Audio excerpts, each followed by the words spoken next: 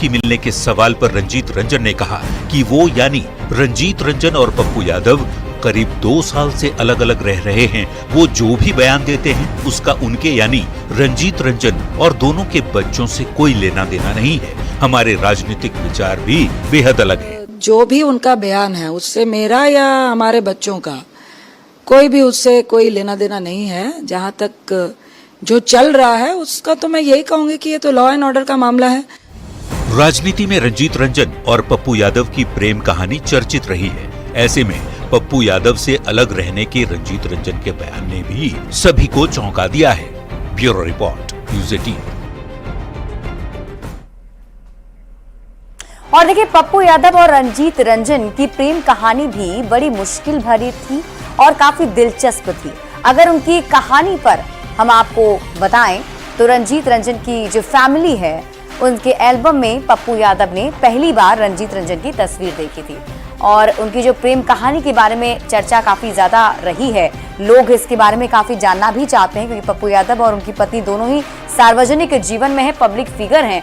तो ऐसे में देखिए, उनकी अगर शुरुआत में बात करें तो टेनिस खेलती हुई रंजीत रंजन के भाई जो विकी हैं वो काफी करीबी थे पप्पू यादव के और पहली बार पप्पू यादव ने रंजीत को पटना क्लब में सामने से देखा था। टेनिस खेलते हुए जैसे ही पप्पू यादव ने उन्हें देखा उसी वक्त उन्हें रंजीत रंजन से प्यार हो गया था। मगध महिला कॉलेज से रंजीत पंजाब यूनिवर्सिटी फिर चली गई थी और उसी वक्त रंजीत रंजन के करीब पप्पू यादव आने की कोशिश कर रहे थे। रंजीत रंजन के लिए पप्पू पटना से पंजाब का चक्कर भी काटने लगे। जब वो पंजाब चली गई तो वहां भी वो गए। 2 साल बाद पप्पू यादव के प्रपोजल को रंजीत रंजन ने ठुकरा दिया था। जब उन्होंने उन्हें बताया तो उन्होंने पहले ठुकरा दिया और फिर पप्पू यादव जो है माता पिता जो मानने पर रंजीत के जो माता पिता हैं वो भी नहीं मान रहे थे। जब रंजीत रंजन मान गई तो माता पिता जो थे वो नहीं मान रहे थे। पप्पू यादव ने उस वक्त नींद की गोलियां खा ली थी और उन्हें फिर हॉस्पिटल में एडमिट होना पड़ा था। और फिर एसएस अहलूवालिया जो हैं उन्होंने बीच में आकर दोनों की बातचीत कराई और इसके बाद रंजीत रंजन और उनका जो परिवार है थोड़ा नरम हुआ था जब उन्होंने बीच में मध्यस्थता की। तो एसएस अहलूवालिया के समझाने पर ही रंजीत रंजन के परिवार वाले जो थे वो मान गए और 1992 में जो प्यार की कहानी शुरू हुई थी वो 1994 में जाकर शादी में तब्दील हुई और इन दोनों की फिर शादी हुई थी और काफी दिलचस्प ये कहानी रही है। और ऐसे में अब जब ये खुलासा रंजीत रंजन की तरफ से किया गया है कि वो और पप्पू यादव अलग अलग हैं तो ऐसे में लोगों का इंटरेस्ट भी काफी ज्यादा है कि आखिर इसके पीछे की वजह क्या रही है। जो भी खबर होगी वो भी हम आपको लगातार बताते रहेंगे। वहीं देखिए, बीजेपी ने इस पूरे मामले को लेकर पप्पू यादव और रंजीत रंजन का निजी मामला इससे बताया है। हालांकि उन्होंने विचारधारा को लेकर जरूर पप्पू यादव पर हमला बोला है। माननीय सांसद रंजिता रंजन जी और पप्पू यादव जी का नितांत पारिवारिक मामला है, इस पे कोई सार्वजनिक टिप्पणी नहीं होनी चाहिए। पर जहां तक रही विचारधारा की बात, तो पप्पू यादव जी की विचारधारा हमेशा से मुस्लिम तुष्टीकरण करने वाले दलों के साथ रही है, जंगल राज लाने वाले दलों के साथ रही है, समाज को बांटने वाले दलों के साथ रही है। और जब राजद और कांग्रेस सरीखे लोग मुस्लिम तुष्टीकरण की बात करते हैं तो पप्पू यादव जी उनका भरपूर समर्थन करते हैं। विचारधारा तो वहीं आरजेडी प्रवक्ता एजाज अहमद ने भी इसे निजी मामला बताकर बयान देने से इनकार कर दिया। इस मामले में मुझे जानकारी नहीं है और इस तरह के मामले जो परिवार के बीच हो उसमें वक्तव्य देना या मंतव्य देना ठीक नहीं है। तो इस पूरे मामले को लेकर भी चर्चाएं हो रही हैं। हालांकि आज जब ये बड़ा खुलासा हुआ तो उसके बाद से ही सबके मन में आखिर ये सवाल है कि 2 साल से रंजीत रंजन पप्पू यादव से अलग रह रही थी। पप्पू यादव से भी संपर्क साधने की कोशिश की गई, हालांकि उन्होंने भी इस पर कुछ भी कहने से मना कर दिया। बढ़ते आगे, बिहार में कॉन्ट्रैक्ट पर बहाल जूनियर इंजीनियरों को बिहार सरकार ने दिवाली पर बड़ा तोहफा दिया है।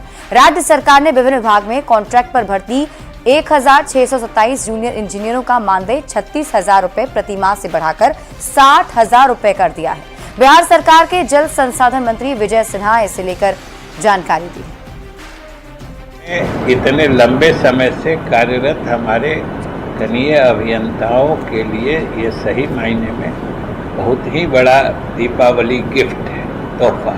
तो हमारे विभाग ने, जल संसाधन विभाग ने उनके अनुशंसा की समीक्षा करते हुए उनका मानदेय प्रति माह 36,000 से बढ़ाकर 60,000 करने का फैसला लिया है, जो तत्काल प्रभाव से लागू है। और इस बीच आपको पटना से बड़ी खबर बता दें, कॉन्ट्रैक्ट पर बहाल कर्मचारियों का मानदेय बढ़ा दिया गया है। भूमि राजस्व विभाग में कॉन्ट्रैक्ट पर बहाल कर्मचारियों का मानदेय बढ़ाया गया है। 4,000 से लेकर 10,000 तक बढ़ोतरी की गई है। अलग अलग पदों पर मानदेय बढ़ाया गया है, जिसमें 4,000 से लेकर 10,000 तक मानदेय में बढ़ोतरी की गई है। आरा के तरारी विधानसभा सीट पर उपचुनाव को लेकर सियासी पारा चढ़ने लगा है। बीजेपी प्रत्याशी विशाल प्रशांत लगातार जनसंपर्क अभियान में जुटे हैं। विशाल प्रशांत ने दर्जनों गांव का दौरा कर लोगों से वोट मांगा। तरारी सीट पर 13 नवंबर को उपचुनाव है और यहां महागठबंधन से राजू यादव चुनावी मैदान में है, तो जनसुराज पार्टी से किरण सिंह ताल ठोक रहे हैं। जनता से वादा नहीं, पहले तो मैं जनता की समस्याओं को समझने की कोशिश कर रहा हूँ। ये जो मूलतः समस्याएं हैं, यहाँ पे जो 9 साल से हमारे प्रत्याशी थे, उन्होंने कोई कार्य नहीं किया। यहाँ आप देख रहे हैं, जहाँ खड़े हैं, जस्ट अगर आप नीचे भी देखेंगे या किसी भी गली और नली की व्यवस्थाओं को देखेंगे, उन्होंने अपने स्तर से कभी भी कोई भी लेटर हेड पर लिख के किसी भी डिपार्टमेंट को ये नहीं दिया कि ये जनता की आवश्यकता क्या है। तो पहले मैं उनकी आवश्यकताओं को और समस्याओं को समझ रहा हूँ, उसके बाद मैं आपको जो मैनिफेस्टो बताऊंगा तो आपको पता चलेगा कि मैं इस कार्य को कैसे करने। देखिए, आरा के तरारी विधानसभा सीट पर उपचुनाव हो रहा है, जिसको लेकर सभी तैयारियां की जा रही हैं। जिला प्रशासन ने भी प्रेस कॉन्फ्रेंस कर इसकी जानकारी दी। आज नामांकन के आखिरी दिन 4 निर्दलीय प्रत्याशियों ने भी नामांकन वापस ले लिया है। डीएम ने बताया कि चुनाव में गड़बड़ी करने वालों पर प्रशासन सख्ती से निपटेगा। सभी बूथ पर अर्धसैनिक बलों की तैनाती की जाएगी। वहीं एसपी ने बताया कि लगातार सघन वाहन चेकिंग अभियान भी चलाया जा रहा है। शांतिपूर्ण माहौल में चुनाव संपन्न होगा। तो सभी आवश्यक तैयारियां, चाहे वो मूलभूत सुविधाओं को लेकर हो, मतदाता पर्ची का वितरण आज से शुरू कर दिया गया है और सभी प्रकार की जो तैयारियां हैं फेयर पीसफुल इलेक्शन कराने के लिए वो हमारी प्रक्रियाधीन है। किसी तरीके की जो समस्या है चुनाव संबंधित और वैसे लोग इंतजार करना है जो प्रॉब्लम क्रिएट कर सकते हैं, इसके लिए हेतु कार्रवाई के लिए हेतु निर्देशित किया गया है। प्रदेश के साथ साथ कुल हमारे यहाँ 3 SST और 3 FST कार्यरत, तीनों SST और FST में 3 शिफ्ट में फोर्स ऑफ मजिस्ट्रेट उपलब्ध कराया गया है। पटना हाई कोर्ट ने RLJP को दफ्तर खाली करने के नोटिस पर 13 नवंबर तक रोक लगा दी है। कोर्ट ने भवन निर्माण विभाग के आदेश पर रोक लगाया है। भवन निर्माण विभाग ने RLJP को 7 दिनों के अंदर दफ्तर खाली करने का आदेश दिया था। पशुपति कुमार पारस की RLJP ने हाईकोर्ट में याचिका दायर कर राहत की मांग की थी।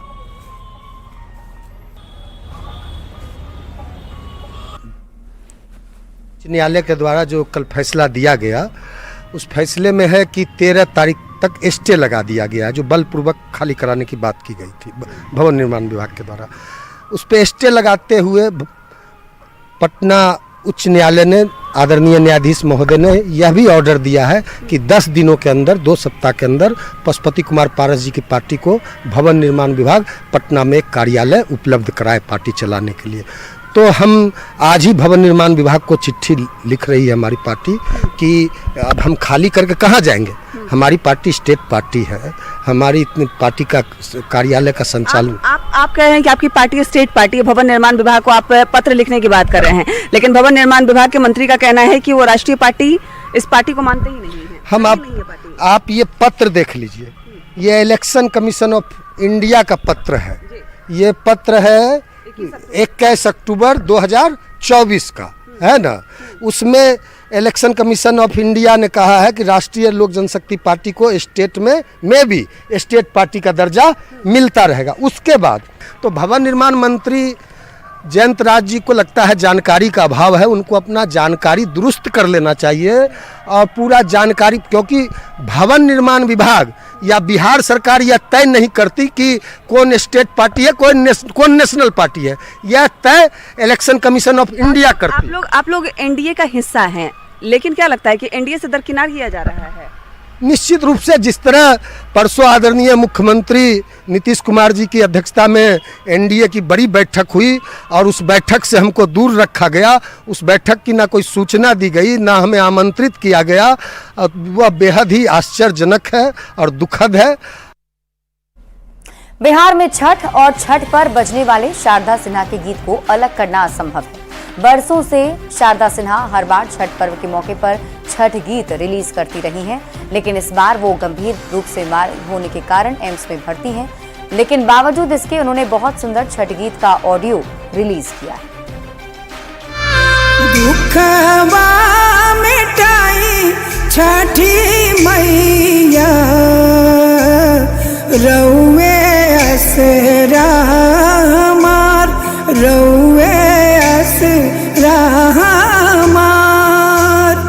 ये सिर्फ आवाज नहीं है, एहसास है। छठ पर्व के मौके पर घर घर, चौक चौराहों से लेकर छठ घाटों तक बजने वाला ऐसा गीत है जिसके बिना छठ महापर्व की कल्पना करना भी मुश्किल है। अपने आवाज से भक्ति के सागर में डुबो देने वाली बिहार कोकिला शारदा सिन्हा की, जिन्होंने इस बार ये ऑडियो इस बार छठ के मौके पर रिलीज किया है। अचला सुहाग दिहा मैया कैनी बरत तोहार, कैनी बरत तोहार। शारदा सिन्हा पिछले 10 दिन से दिल्ली के एम्स में भर्ती हैं। उनकी हालत स्थिर है। हर बार छठ के मौके पर नए नए गीतों के जरिए लोगों को मंत्र मुग्ध कर देने वाली शारदा सिन्हा इस बार सिर्फ और सिर्फ ये ऑडियो ही रिलीज कर सकी। आवाज में वही खनक, वही भक्ति, छठ माता के प्रति वही समर्पण दिख रहा है।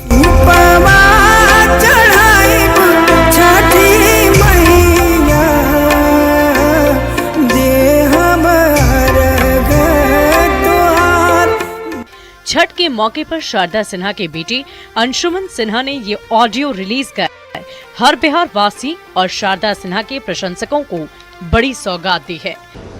तो आज उनके द्वारा गाया हुआ छठ गीत जो है वो रिलीज किया गया है। दुखवा मिटाई छठी मैया रउए असरा हमार। आप सब इस गीत को अपना प्यार दें और उनके लिए प्रार्थना करें। शारदा सिन्हा के जल्द ठीक होने के लिए जगह जगह पर पूजा पाठ भी किए जा रहे हैं ताकि वो जल्द स्वस्थ होकर घर लौटे। शारदा सिन्हा के गाए गए छठ गीत आज घर घर में बज रहे हैं। हर छठ घाट पर उनके गीत लोगों को भक्ति से भर दे रहे हैं। ऐसे में हम उम्मीद करते हैं कि वो जल्द ही ठीक होकर लौटेंगी। Bureau report, news 18।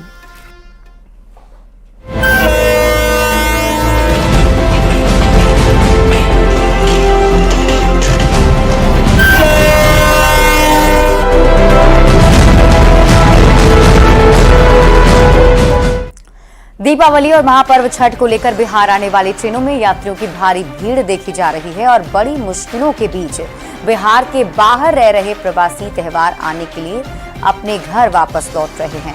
नई दिल्ली से सहरसा जाने वाली वैशाली सुपरफास्ट एक्सप्रेस जब समस्तीपुर में रुकी तो यात्रियों से बात की है न्यूज़ 18 संवाददाता मुकेश कुमार ने। दीपावली और छठ के मौके पर अक्सर ट्रेनों में भीड़ देखी जाती है और लोग जो बिहार के हैं वो काम करने के लिए वहाँ जाते हैं और इस त्यौहार में खासकर लौटते हैं। और इस वक्त वैशाली सुपरफास्ट एक्सप्रेस जो नई दिल्ली से चलकर यहाँ पहुँची है और आपको इस ट्रेन की स्थिति हम दिखाना चाहेंगे। और यहाँ पर जो यात्रा करने के लिए लोग आए हैं, कैसी यात्रा रही है? बहुत गंदी आसार है, बहुत भीड़ था, जो बहुत बाथरूम में लोग बैठे हुए आए रही थी। अच्छा, बहुत जाम था इसमें।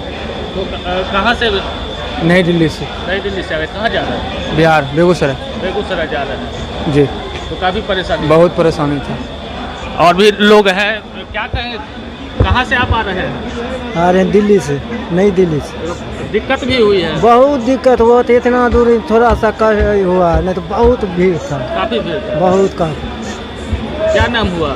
टूनो सदा। कहाँ के जा रहे हैं? उस सिमरी बख्तियारपुर, सहरसा। सहरसा जा रहे हैं। हाँ। तो ये सहरसा जा रहे हैं। और भी ट्रेन में जो लोग हैं हम ट्रेन के अंदर कोशिश करेंगे जाकर के आपको भीड़ दिखाने की। अभी भी ट्रेन में चूँकि समस्तीपुर पहुंची और ये स्थिति आप देखिए, यहाँ जो ट्रेन के बीचों बीच जगह होती है उसमें लोग बैठ करके आ रहे हैं। कहाँ से आ रहे हैं आप?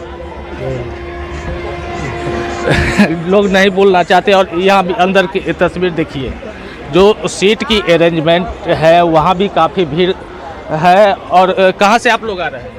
हम तो आ रहे हैं दिल्ली से। दिल्ली से आ रहे हैं? आइए। तो क्या कुछ परेशानी भी कोई हुई है? परेशानी तो बहुत वो है। क्या? बाथरूम तक में आदमी जाम लगा हुआ था। बाथरूम तक में जाम? और क्या? तो कहाँ जा रहे हैं? जाना है दल सिंह सराय जाना है। दल सिंह सराय।